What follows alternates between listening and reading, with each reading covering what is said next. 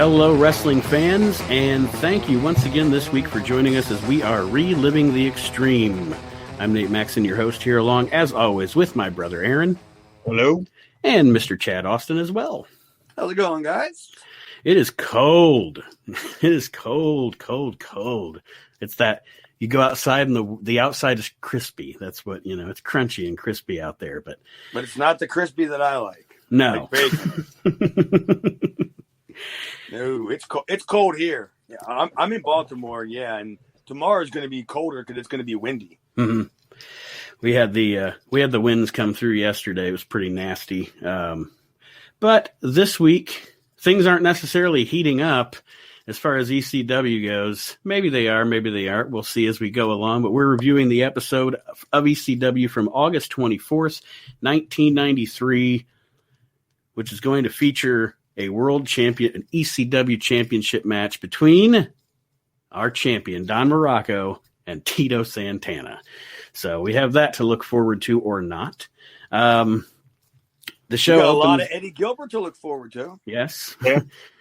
The show opens up with a recap of everything that happened last week, and then we go into the studio with Jay Sully again. Yeah. Jay Sully opens up by saying, this is going to be another exciting episode of ECW wrestling. And I just wrote down exciting. And I had to look back at my notes and go, why did I write exciting? And he says it like he's so lethargic when he says it. Be like, hey, guys, it's going to be another exciting edition of ECW. Thank you, guys. I'm not a fan of them being in the studio. I mean, it takes away from the show. That's like you said. I totally agree. It makes it look like that everything is just completely taped, and they're just throwing stuff together. It's like you said. Always how studio stuff looks. It's like you said last week, Aaron. He's worse in the studio than he is at ringside. And then we get this weird thing where Eddie Gilbert is laying on the floor, and Sully didn't see him there. He didn't see a 220 pound wrestler laying on the floor. I mean, I guess I don't know.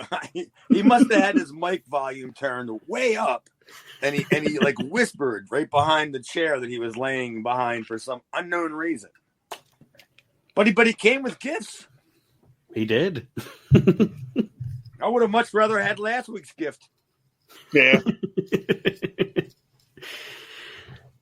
Then he browbeats Sully about being a raging alcoholic and gives him a screwdriver. I mean, is Gilbert? I'm asking this legitimately. Do you think Gilbert's high? Because I don't know if he's covered this, but I've never heard about Eddie smoking, or being a big fan of smoking. You know what I mean? Weed or whatever. I never heard that. But what the fuck is this? He's laying on the floor behind the guy with nothing better to do than just say, "Hey, I brought you a gift. It's a screwdriver." It's a screwdriver. You're a raging alcoholic. Yeah. Where does any of this tie into what the hell we're going to see? Unless they really just looked at all the match times and said, "We got a lot of time to fill." With a lot of what's going on between those two and their conversations, it almost feels like it feels like they have a relationship of some sort, and we're not in on the joke. And that's the best way I can put it. Well, it's funny you do say that because Paul Lee says something much later on in the show that that may just coincide with what you just said. I didn't catch that, but I'll be interested to hear it. They're talking about Ultra Clash coming up. I think it's September 18th of 93. And we're going to have more of the most poorly booked tag team championship tournament I think I may have ever seen. Yeah. But these matches, just every finish of every match is this screwy, weird deal going on. Anyway, so we get a promo here. Oh, anything else on that segment? That wonderful segment? Okay. At least we talk about it the best. Yeah. Just the Eddie and Dark Patriot promo. Eddie Gilbert and Dark Patriot promo as they are getting ready to face Tommy Cairo and JT Smith in a first-round tag championship tournament match. Aaron? Well, I was just going to say, for the only note I got from it is all the time Dark Patriot's been there. I think this is the first time he spoke. I don't think he's cut his own promo. Sound like Doug Gilbert to me. I don't know. That's all I can say. I mean, he didn't sound Southern to me. So I was shocked that he did talk, because I always thought that the gimmick guy talked for him. So when I heard him talk, I was like, "Oh, Doug Gilbert."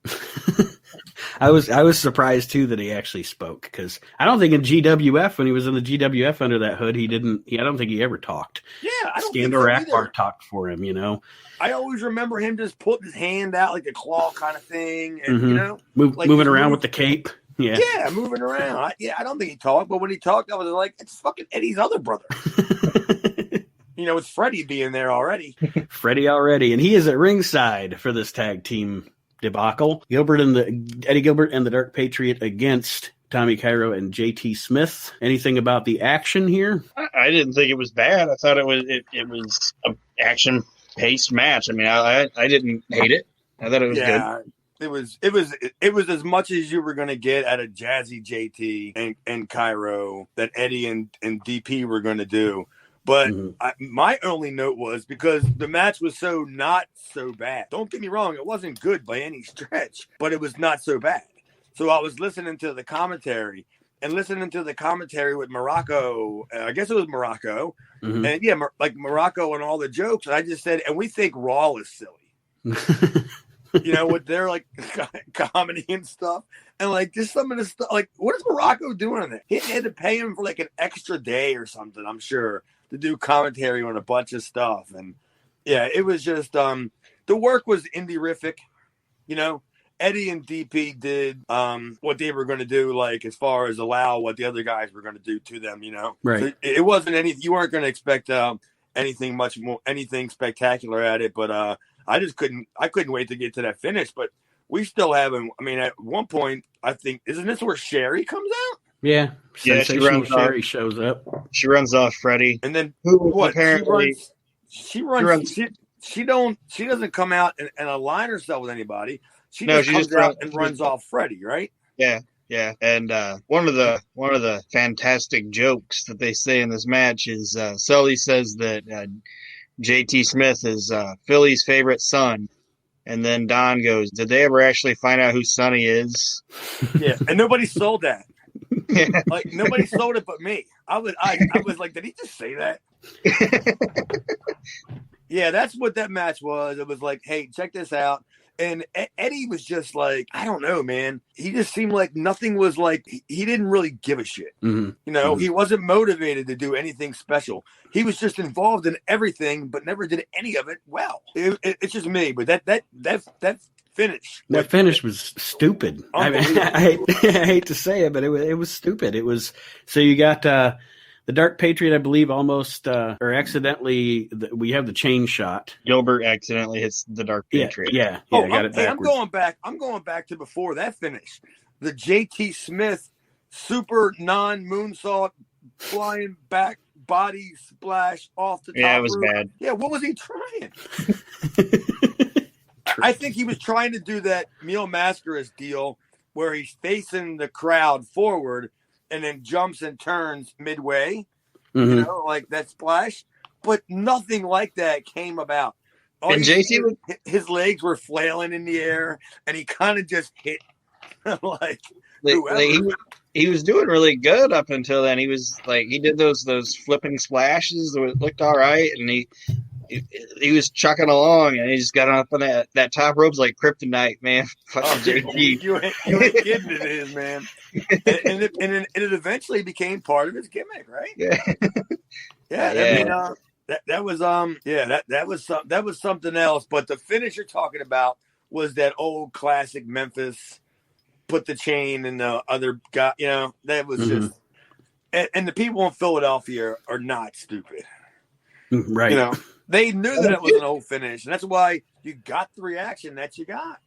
And it's usually supposed to be the other way around anyway, too. Like, that's supposed to happen to the heel. The heel is supposed to outsmart the babyface. Yeah, and if you don't do it first, you do that second. You get the big cheat the one time, but then the second time when it really matters, and you're like defending your title against the babyface, and then it happens to you, you're the guy that sells the shit out of it as the heel. Like, I can't believe that's how Memphis does it, because they got 52 weeks a year that they run the same building, So that finish was so old, because I thought the JT Smith thing was the finish. So I just was like, all right, I kind of didn't look. And then when I see them arguing, and then all of a sudden I see the chain, and then I heard they raised their hands, I was like, oh my God, the Memphis chain spot again. And like I said, I think it's timeless. Like I said, this tournament is, we're 3 matches in, we're going to have the fourth, well, it doesn't happen, but we're going to have the fourth match. There hasn't been a regular finish in this entire tournament yet. Everybody's advancing through a coin flip or a reverse decision or some wackiness going on. I mean, you can't have any of the Koloffs take a pin. You can't have Cairo or JT get beat. Yeah, you can't have any of that. No. It's a coin. I think a coin toss would probably work. Good. So God. That's kind of that match, and now we roll into.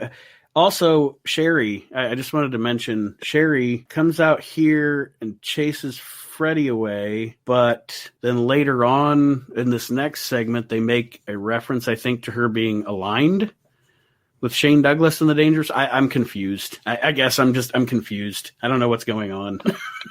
Yeah, Aaron, you go first. I don't. What I think is, because she comes out and runs Freddie off, and Morocco's upset about it. I think Morocco implied that he thought Sherry was supposed to be there to be with Shane Douglas, and now she's doing some other, going into business for herself thing. Yeah, but he made a comment about the last place that she worked was on some street corner that he named. And then, it was just like, all right, she comes out, because I don't remember her chasing Freddie off. And now I'm starting to put the pieces together about how long we're going to see Freddie, because I think I remember the goodbye angle on it. And but all she does is just come out, and Morocco was like ecstatic, like, what is she doing? What is she doing? I don't think he made any sort of reference or innuendo that she was aligned. It was just that she came out, and he made a couple of jokes about her. And then when he made that comment about that she was last seen working on the corner of this, I was like, oh, well, then she's definitely not with him. I don't think at this point. The next segment, Shane Douglas is in the ring cutting a promo. And this is the first time we've seen Shane, even though they have alluded to him for about a month now. This is the first time we've actually seen Shane on TV for ECW. And the Dangerous Alliance comes out. And we find out that he has joined forces with the Dangerous Alliance / Hot Stuff Incorporated, the Dangerous Hot Stuffs, whatever they're calling themselves. The Dangerous Hot Stuffs.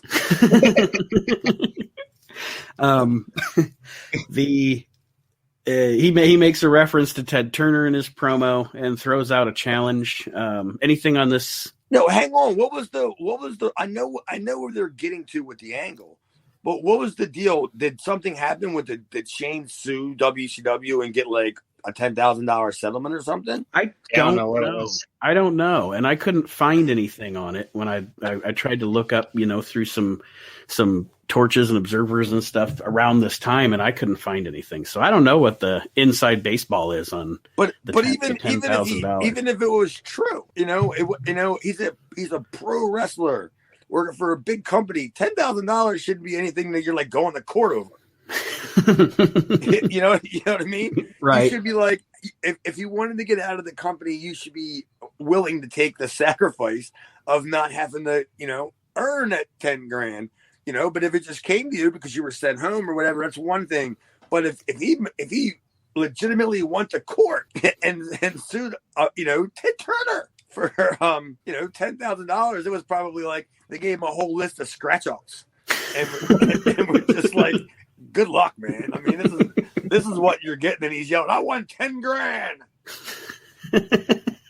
So Ed just pulls out his wallet and gets, there you go, buddy. See, that was completely like, it was pro wrestling preposterous to me. With the whole entire thing, like with the $20,000 over the top rope battle royal. If I was going to be a promoter and I was going to run a battle royal and have a $20,000 grand prize, whatever, I would have better guys in it than Baron Miguel Cicluna and SD Jones and Charlie Fulton. Right. You know, I would pick my talent a little better for spending money like that. So 10 grand was kind of like, who gives a shit? What? It means that much to you? But you know where they're going with this angle, right? I mean, this is the start of what I think it is. Do you know what I'm talking about? No. This is the start of the angle we talked about with John Gillum that I was trying to explain to you guys last week. Eddie used to do the deal where it was the $10,000 gold or $5,000 golden challenge, where he would challenge anybody from the crowd to come up and beat him, and nobody ever would. And then finally, when John Gillum came up there and he said his name and they made a mockery of it, and Eddie slapped him. And they didn't. They booked it to where the next time they ran to town is when they advertised it was going to be Eddie against Mr. Dolphin for the $5,000. And then it was John Gillum, so all the guys dressed him up in all their other gimmicks. It was Austin Idol was behind it, you know. So Austin Idol ends up costing, Eddie the $5,000 gimmick. So when Shane was throwing around $10,000, I was like, oh my God, it's gonna be the $10,000 golden challenge, because I don't remember the outcome of this. I just know that Todd was bad with the whole no. Yeah. You know, it was more like, you don't know. Who knows? Because Shane's just standing there, not even saying nothing. You know why everybody's just talking around. I'm like, Todd's yelling no, because he's looking in the ring and looking at all the checks he's got to write that night. There's Snuka, there's Morocco, there's Eddie, there's Paul. You know, like he's looking at his whole payroll right there. So Shane winds up having a handicap match with the first appearance also of Donnie Allen that we've seen, and our old friend Hervé Renesto. Hell yeah, this is my biggest pop of the show. Twisted Steel and Sex Appeal. That's right. And I think at one point, what's his name? Sully even goes, "There's Hervé Renesto, Sex Appeal." he had to let us know which was which. Yeah. Well, I thought it was easy to tell because Donnie had the shirt on that said Twisted Steel. So, I mean, I just thought by proxy, unless you're just putting your partner over, I didn't know.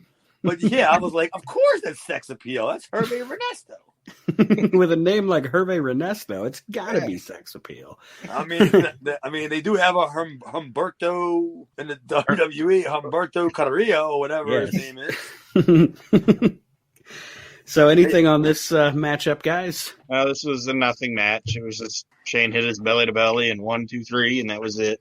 That was a hell of a belly to belly, though. Yeah. That's one thing I'll say here is you can always tell, I think, personally, that Shane was one of those guys, I think, and this is just me talking out my ass, just my observation, but Shane was one of those guys that knew that, how do I want to put it? He knew he had talent that other people didn't recognize. And I think that, to me, in this segment, in this thing, he seemed very motivated, if that makes sense. You know, he seemed like, I'm gonna take whatever this is and I'm gonna make the best of it. And I mean, that was my observation about him. He just seemed motivated in this segment. I totally agree because I don't know what the extent was of bringing Shane in, like when he was contacted, like, this is what we want to do with you. But based on the relationship that Shane had with Paul and Eddie, because of Continental, that he probably saw something there, or they conned him, for lack of a better word. They were like, or hey, we got this Mark, promoter guy with money. Let's see what we could do. But I'm sure that Shane was not doing a whole lot right around then. I mean, I didn't go back and do any of the homework on him, but it probably was just a deal that he was just going to take the money while he could and see how long it lasted. If I had to pick anything out of it, and think. I would say the last thing he had did before this, Aaron, correct me if I'm wrong, but wasn't it him and Steamboat working with the Hollywood Blondes in WCW? Yeah, and he didn't even make it to the end of that, because then they had that tag team match at that pay-per-view in the cage. It wasn't even Shane. It was Tom Zank. Oh. Zank. Okay. Suitable replacement. That's why they put him in the mat. That's why they had him wear the masks. And the only time they like Shane like Steamboat takes his mask off, but like Shane never takes his mask off. Mm-hmm. They're like, oh, well, if he takes his mask off, they're gonna know it's fucking Tom Zank. So that probably has something to do with the $10,000. Because that could have been when they were like, weren't they like Dos Hombres? Yeah. So it could have been Shane's actual outfit, and then they gave it to they gave it to Tom Zink, and it cost Shane $10,000. Now we're getting to the root now. Yeah, he was just trying to get his money back on that suit. He saw big money on the Indies as Dos Hombres. Uno hombre. The one half of I think what was being pitched around was he was going to have the outfits altered to fit Hervé Ernesto and Donnie Allen. So they were going to be Las Twisted Steel and Sex Appeal hombres. But not much. That match was exactly what you thought it was going to be. But it was great for me. It was great to see the introduction of my buddy Donnie. Mm-hmm. Although them two guys, man, woof, their offense. Oh my God! I mean, it's one thing if they were like doing that to like a Bruiser Brody type, but Shane's not a Bruiser Brody type size of a guy. They were pounding on him, and Shane was just doing nothing, like just doing nothing. And I'm like, oh man. And I am. I'm only like a few weeks away from debuting, and like this is how they treat the jobbers there, huh? Little did I know. Up next, we're going to have a match. We're supposed to have a match between the Super Destroyers and the Suicide Blondes, and the Super Destroyers cut a promo, and I had to write this line down. I wrote 2 or 3 lines down. One of the Super Destroyers says that the Suicide Blondes are so small they actually have to go on top of each other. I was like, I don't even know what that means. Well, they were the Suicide Smurfs. Yeah, the Suicide Smurfs. That's what Super Destroyer number 1 says. Is they're so small they gotta be one on top of the other. And then second one, he closes the promo with, if you got says, if you want some, be there, and you're gone. Wow, what the fuck does that even That's mean? the way to talk them into the arena, buddy. That's like their closing line. Like those guys sat down and they were like, hey, we're going to kill it today. And I'm going to say this. What are you going to say? He's like, I'm going to say, and if you want some, be there, and you're gone. And Super Destroyer 1 was like, that's it. That's money, baby. I just like the fact that there was going to be one on top of the other, like it was like a chicken fight.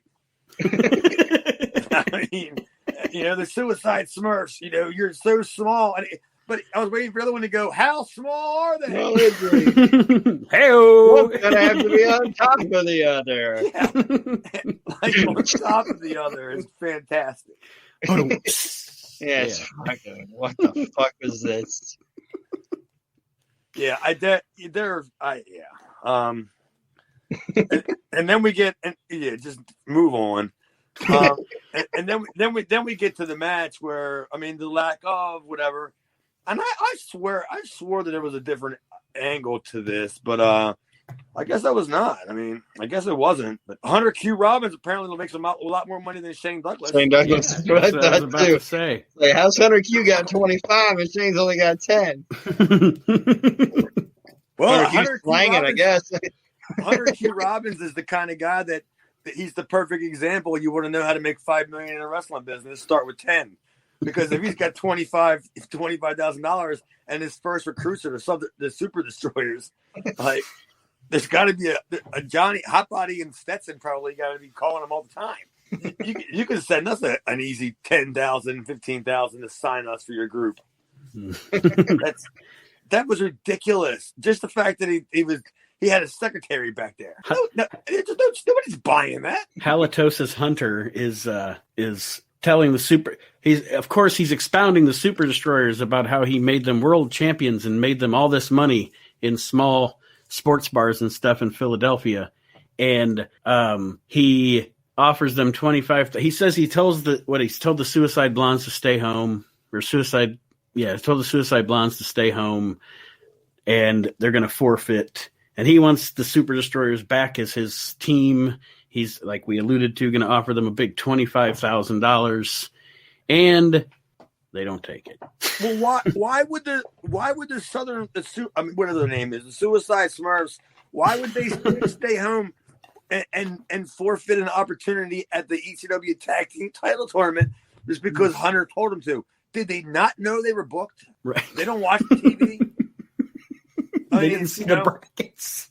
Yeah, I mean, they had to know last week. I'm sure that Jay Sully, Six Pack Sully, probably said that next week we're going to have the quarterfinal brackets, and then Candido and Hotbody looked at one another and says, "Well, obviously we're booked next week for the thing." And Hunter goes, "Hey guys, you don't have to go." They just decided that, you know what, we don't need the ECW tag team titles.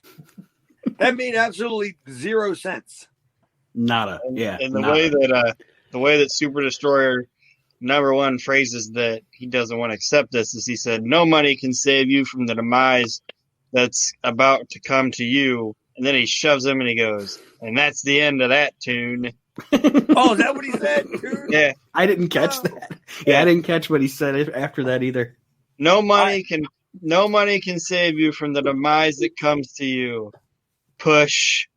And that's the end of that tune. I thought he said... And everybody was just staring at them. I swear I thought he said prune. Like 200 people were just staring at them. I swear I thought he said prune. Because I'm going based that would be better. Based upon the stuff that he already said. You know, I didn't think it was too far-fetched. Yeah, one prune on top of another. Like if you would have said prune, at least he could have maybe been calling Hunter a prune or something. But he was just like, "That's the end of that tune." Yeah, I got. How old is Super D1? Yeah, I just got a slash that says horrible promo. It was horrible, and yeah, I mean, this has to be the writing on the wall for all of them guys. All of them. It's got to be. Like, if that would have been my company and all of them would have came to the back, I would have been like, "Well, you're all fired. Like, just get the fuck out." I'm assuming that because they weren't on actually on the show. I don't know, but Candido, maybe is Candido gone now? Is because he leaves for a while, doesn't he, and goes to Smoky Mountain? And said he left by this point. That could possibly be, because I don't see anybody asking with the whereabouts of Hotbody. It is. It has to be, because I think this is about the same time that Tammy showed up in Smoky Mountain. Yeah, so I think that's probably what it was, and then. Yeah, nobody's beating down the door to find out where Chris Michaels is at. So it's like, well, let's just put the kibosh on this team now that the workers. The worst part is that somebody in the back is drinking like a thing of milk, and there's a missing picture of Chris Michaels on the milk thing, and they hand it down, and nobody's grabbing to see who the missing person was, and go, "Oh my God, it's Chris Michaels!" Nobody's asking him. Nobody's clamoring around for the whereabouts. Yeah, I think he landed in Bill Barron's NWA Wild Side after this. Him and Stevie Wonderful are a team at the car wash. Yeah. I buffed you, fluff, brother. Let's do this. I was just about to say earlier we had Twisted Steel and Sex Appeal, and then we've got Buff and Fluff over here. Cash and wax. But in all honesty, it's, being this was airing in August. So what do you think? The show was taped in July? These tapings, according to what I saw, like when I read in the Torch, they were taped August 7th and 8th. Oof. The ones we're watching now were taped August 7th and 8th. Well, we gotta go to our friends Zellner and Bix. asked Bix to see when did Candido like start with Smoky Mountain. Maybe they have a better I mean, I don't remember all these dates. It's glad to have people like Cornette around and guys like that keep tracks of all that stuff, because you can guess time periods, but you're not going to have exact dates on stuff. So maybe he already told him that he couldn't make it because he had to go. Because I'm not sure this is the last that we see of Chris. Is it? Do you know? I mean, until later on, of course. Right. I really don't know, to be honest with you. I know around sometime around this time is, like Aaron said, this is when Tammy shows up in Smoky Mountain and he shows up, and but I cannot remember. Like you said, Chad, can't remember specific dates. Thank God for historians, or we'd all be lost. Right. Because I don't think, from what I know about their relationship, and I wasn't around them that as much as as most people. Like I don't see Chris allowing Tammy to go down there by herself. Whether or not he had to cancel a date or a couple of dates, because I'm thinking he was still working for Carluzzo too, right? Yeah. I mean, this year sounds like he works for Carluzzo, he worked for Paul, he worked for Cornette, and didn't he even do one of them Eddie Sharkey shows out and over in what was that, Illinois? One of them NWA, with Sabu or something. Yeah, because he's mixed up in the NWA thing at this point too. So yeah, I don't know. Like I said, I don't know specific dates, but I think if he's not on his way, or if he's not out, he's on his way out. And I know it feels like they've given up on that tag team. So why would you that? Because Hunter Q gave him the day off, and they could try to woo the Super Destroyers back with. You guys don't worry about the fame and fortune of the tag team championships. Just stick around the hotel, have a nice breakfast. Yeah. What the fuck? That's just ridiculous. And now they show us Aaron's favorite match again. Terry Funk. At first, I was watching this, okay? I was watching it, and I put in my notes. I was like, what the fuck? They're making Terry Funk wrestle the Canadian Wolfman again. And then I'm watching, and I'm like, it's the same goddamn match. They're showing the same fucking match from 3 weeks ago. Everything you can show to showcase the talents of Terry Funk, they show this goddamn Canadian Wolfman match.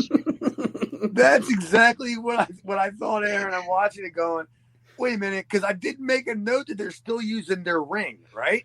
And I'm thinking, well, I haven't seen them. I haven't seen Dudley, or I haven't seen Max Thrasher, or whatever his name is, on the show recently. And then when they came back on, I was like, there's no chance that they're making him work the Wolfman again, right? Yeah. And then when he started, they noticed the difference in the crowd from the previous segment to that segment. And then and I'm watching it, and then while they went back and did that running the rope spot where Terry kind of threw him in, then they that's where I was like, wait a minute. What does the repeat? Like why? If out of all the Terry fucking matches, you're gonna show that way. I'm sure he beat up Hervé Ernesto sometime around that period. So why couldn't they replay that? I was so mad. No, I wasn't. I was like, this is bullshit. Like, the first time I watched it, I was mad, and watching it again, I was more mad the second time. Dude, that rope spot was great. Because if you know anything about running the ropes, and I don't know why Dudley didn't know, it must have been because he was in the ring with Funk. But you gotta grab the rope with your right arm, and you gotta like pull it into your underarm, so in case that bitch breaks, you don't go flying out like into into the empty seats. And but I mean, he was hitting the rope like you would do if, like, no offense to you guys, I don't know what your level of experience is. You didn't know what the fuck you were doing. Yeah, he hit the ropes with his arms to his side and just hit his back into it. And and I was like, dude, if that rope would have broke, you would have fucking killed yourself. Because his ass would have fell through the middle top rope, and he would just went straight to the floor right on his head.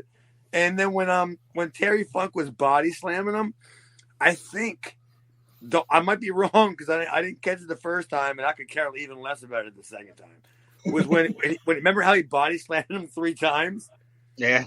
The first time he did the classic, he didn't know how to post his hand on Terry's knee.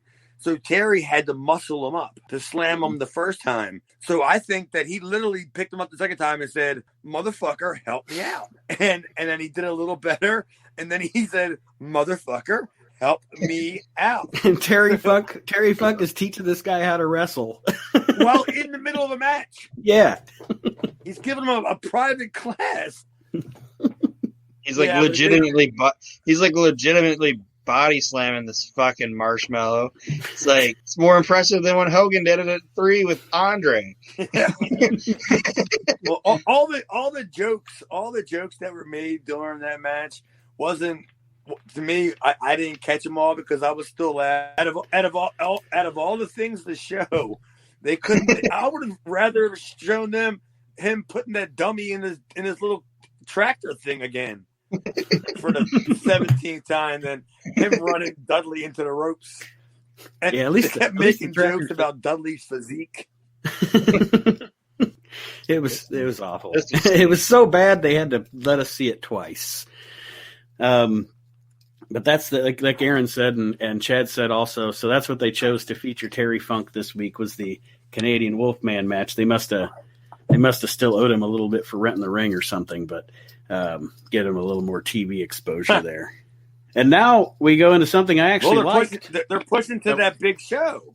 Mm-hmm. They gotta push to the big Ultra Class show. So why better than not to show some of Terry Funk's finest moments? I like the Stan Hansen promo next. Yeah, I mean, Stan Hansen. It's Stan Hansen. You know, I like watching Stan Hansen scream at me. That's good stuff. He's talking about the match where he and Terry Funk are going to face Eddie Gilbert and Abdullah the Butcher at Ultra Clash. And anything on the promo, fellas? Oh, I could talk for 25 minutes on the promo. But Aaron, you better go first then. It was a Stan Hansen promo, and he did a good job, and he didn't really put Eddie over, but he put Abby over and made Abby sound like a credible threat, and I thought it was a well-done promo. Yeah, he's kind of playing up this I don't know who the hell Eddie Gilbert thing is. He did that last week when he's like, Eddie Gilbert, whoever the hell you are, and then he kind of did it in this promo too. But like you said, he put Abby over as a threat and put over the fact that this is the first time. I wonder why. This is the first time he's teaming with Terry Funk. I'm completely shocked. Anything on the promo, Chad? I know you said you could go on for a while about it. Yeah, I mean, first off, I wasn't exactly. I have to go back and look at this, but this was 93, and he said that for him, I mean, this could have been just a Freudian thing of Stan not even giving a shit about how this is the first time they would have teamed and been together in like 20 years or whatever. And I'm thinking of like the famous tag tournament where he comes back to All Japan, where he's in the crowd and he lariats Terry Funk. You ever seen that? Yeah. Oh, that's fantastic. Where he just levels Terry, you know? But I don't remember them actually being a team. But I just know that 20 years prior would have been 73. Yeah, that's so I'm just like, well, you know, maybe he's just throwing, you know, names out there, or I mean, years out there or whatever. But him putting over Abdullah, well, we all know why he did that. That's just to further the All Japan relationship, right? And him putting over Eddie, or not even really putting over Eddie, that's kind of like funny to me. That's kind of funny to me because I'm trying to think their paths would have crossed when. I'm trying to think other times their paths would have crossed because Memphis, Eddie was probably gone whenever 83, whenever Hansen came in with whatever 83 around that area. Maybe Eddie may have crossed from there, but then he wouldn't have been in WCW for his what year was that run that Hansen had? 91, 92 or something? It was 91. 91. And Stan, I don't think was ever in UWF, so I don't know when they would have had any kind of So action. So it's like some of these pairings of some of these guys that are being brought in, besides the obvious, Doug, Paul, Kevin, and John Gillum. Some of these guys they brought in, they're probably more influenced by Todd. You think? Because I'm just trying to think, how would Eddie talk Todd into buying a plane ticket for Stan Hansen? I'm sure that's not a cheap, flight. Because if he's coming from Texas in '93, that's not cheap. And or especially if he's in Japan. Like they said, he lived over in Japan too. So I mean, Jesus, maybe. Yeah. So it's just it really. I was trying to connect the dots with that. Is what I was trying to do, unless maybe it had something to do with Funk. Maybe Funk wanted Hansen to come over and give the product some eyes. Mm-hmm. Maybe he thought maybe there was something there. Hansen never, and excuse my ignorance if I'm wrong, he never worked for Wing, did he? No chance. No. Okay. No. Well, and the only reason I asked that was because they have this little relationship going with, because I saw Quinones and those guys last week. I didn't think he ever made any shots for them, but I couldn't remember. Dude, they would have had to pay him more than they would have had to pay the entire crew on a tour. Yeah, there's no unless they were just booking Stan Hansen himself of the whole entire tour. He just comes out and scares the he just comes out and chases Japanese people around. Yeah, swinging his bull. Yeah, there's no chance Hansen was going to be working for Victor. But yeah, it's just odd to me. And the same thing with Abby. But Abby could be attributed to that Eddie knows Abby and Victor. That Abby fits in there, and I'm thinking the common denominator is probably Terry. Maybe Stan was looking to invest a little bit of money, right? And Terry was like, "Hey, check out what they're doing here," and apparently he didn't like what he saw. He was like, "Well, they showed you wrestle that there wolf man, and I don't know if I can do that, Terry." Yeah, I'm only going to work for this company if I get to work with this. Who's this Ernesto guy? The next thing we have up is the same promo we got from Tito Santana last week. Arriba! And then a Don Morocco promo talking about their history over the Intercontinental title and such to hype up our title match here. Again, it was barely a recap of the Intercontinental. He just said, "I remember taking the title from you, Intercontinental title, in the WWE." That was the extent of it, yeah. Yeah, it wasn't like, you guys kind of had like a program, you had like you took it on the road, all the wars. What about the wars you had? Mm-hmm. The extreme matches, how you used to beat up each other night in, night. No, I think I remember beating you for the Intercontinental title. It rings a bell, Don. Somewhere in New York, brother. I don't remember, but yeah. Some building, some big ass building. I don't remember what it was. I was getting ready to walk through the gorilla, and somebody just says, "Hey, Tito, what?" And you go, "TCB, brother." and he knew it was on because Snooker couldn't do it. Then we're gonna have a ECW championship match between Tito Santana and our champion Don Morocco. And as much of a Tito fan as I am, these guys were definitely working to what they were being paid and the audience they saw in the crowd, how many people they saw in the crowd, because they weren't taking any risks during this. Freddie Gilbert was wearing a shirt like his dad would like to wear now. Oh, right. Yeah, just bedazzled, just god awful looking terrible shirt.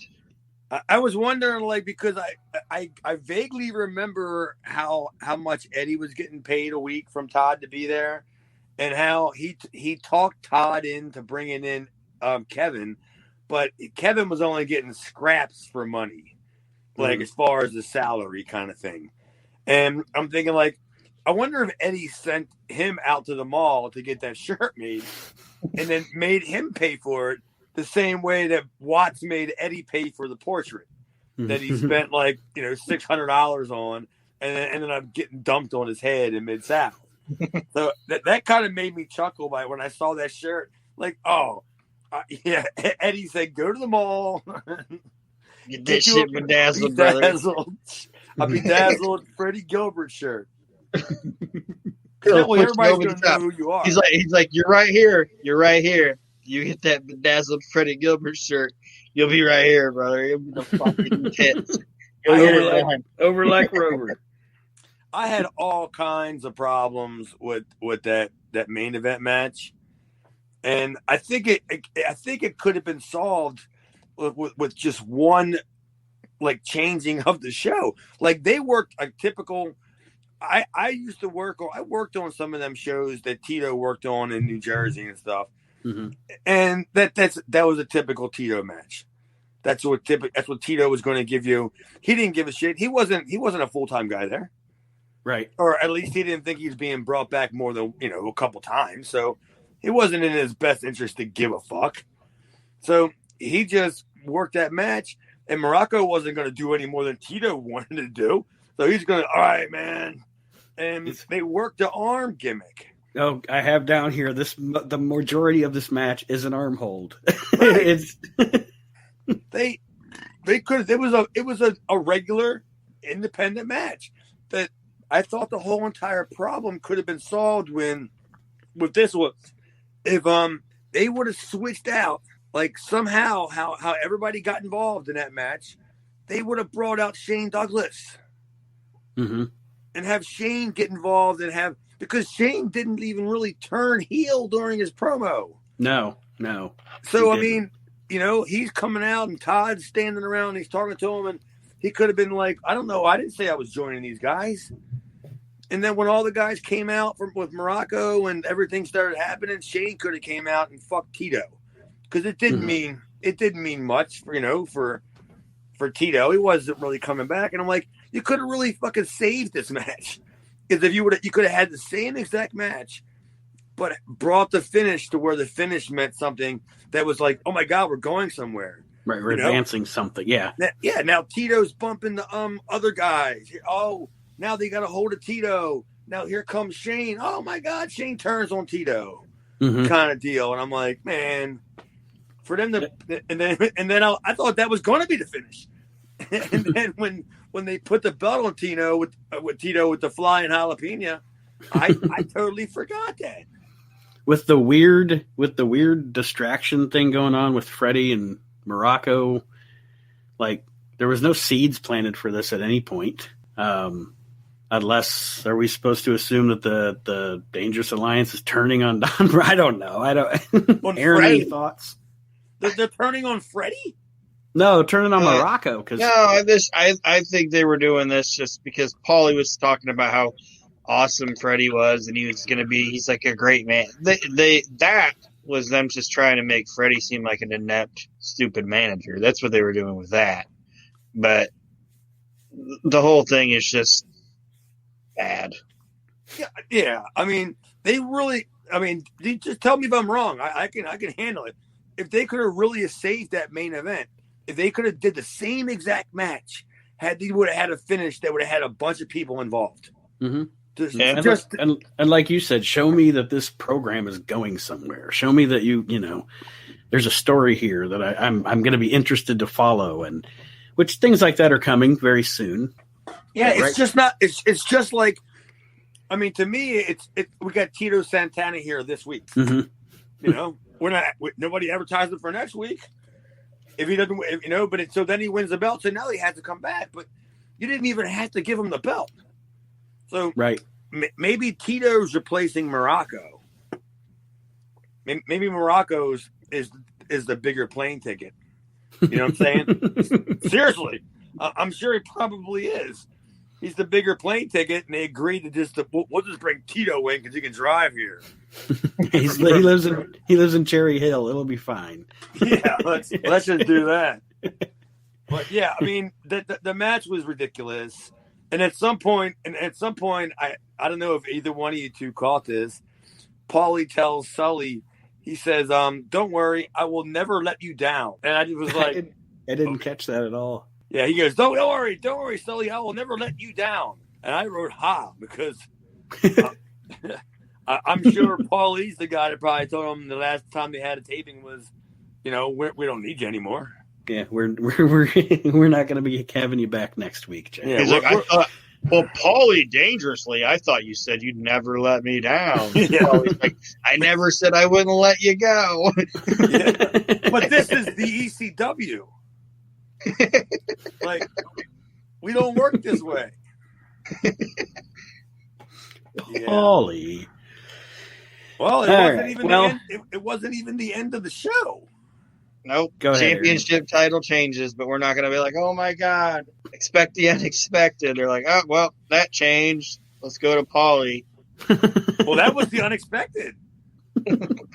Like, I'm thinking, like, okay, send out Donnie and Hervey to celebrate with Tito, Cairo at least, or the Wild Band. Send people out there to celebrate. But no, you get Flip Flop Jay Sully sitting in the control center telling everybody, hey guys, we're out of time. We really ain't got anything else to show you. So, wait a minute. Well, we do have this Paulie interview. All right. I was like, okay, way to hype that up. To make me want to stick around for that. Here's these scraps we've got left. Yeah. So what'd you think of that, Aaron? There was a Cornette reference. Yeah, I was going to say, this isn't wrestling the way it used to be and the way you like it. This is how we're going to give it to you. Basically, slamming Smoky Mountain. Yeah, I think he said, this is, the Cornette thing, and he says, this is wrestling how we're going to do it. Like, that's like, I don't know. I'm not, he doesn't really have a plan. No, it is wrestling how it's going to be. And you're going to like it or something like that, yeah. Well, yeah, I don't think he even said that. I think he just said, it ain't the wrestling that you would ever wanted the way you like it. He goes, this is the way wrestling's going to be. So sounds like Vince McMahon, doesn't it? Yeah. I'm going to pretend like I have a vision, but I really have no idea where this is going because I still haven't fired Eddie yet. I still got to get rid of the Dark Patriot, Tito Santana, Freddie Gilbert. I mean, the Wolfman, Super Destroyers. Well, I don't know. When we're getting ready to talk about the next show, has anybody previewed the next show? I actually have the preview brought up here that I can run through. No, but hey, go ahead. Did you see any parts of it yet? No. So you don't know what ring it is? No, I do not. And the picture on the network is just Stan Hansen standing in front of a backdrop, so I can't even see the ring in a picture. I'll know when things definitely change, and I honestly think that we're in a mixed up period right now because Ultra Clash is only a couple weeks away, and I think that is the big deal, and I think that's the last time we see the Dudley ring, the Wolfman's ring, because I know they used it during that show because I think somebody broke it. I don't want to say it was Abby because it would have been shown or maybe, I don't know if it was shown or not, but somebody broke that ring, and then I remember the following show was I think when they started using Ted Petty's ring, because when you start seeing the ring that has the red, white, and blue ropes, is when when Eddie's completely done. Okay. I know, like I said, I know that's coming because I am almost positive, not looking ahead because I try not to because I want to be surprised when I watch but I'm almost positive he's not even at Ultra Clash, Eddie. I think he gets replaced by Kevin Sullivan. Well, that was the show where Doug was smashing the monitors and breaking the stuff in the locker room with the bat, and then Eddie just grabbed the table and just set up a table outside in the crowd and was selling his gear. Like everything he had. Like that was like my first show. Like not working, but my first show of being, in the room and going like, what the fuck is all this about? This is fucking crazy here. But yeah, because I don't believe, I think you are right. I think Eddie did like not get booked on that show because that's when he got, I guess, let go. As far as I know, because there could have been a meeting before the show before I got back there about, hey, this is going to be the way we're moving forward now. I'm the new I'm the new booker. Eddie's no longer here. So I didn't hear any of that. All I saw was the chaos that went on backstage. And next thing I know, I'm wrapped up in this nonsense. Well, overall, this show, meh. It was just, once again, just kind of there. I actually liked last week's show better. But anyway, this show, I don't know. I don't want to 2 out of 5. I don't want to throw it too much love. No. Aaron? I'd give it about the same. I can't wait till we get to any shows that I can completely say was a 2. These shows are so further from a 2 that they're terrible. They're terrible in a whole entire sense. Yeah, sure, I can pick some good stuff out of it. I can pick some stuff that I thought was decent. Mm-hmm. Maybe to get it out of the quicksand. But just some of the stuff they did. Eddie Gilbert has taken up way too much TV time.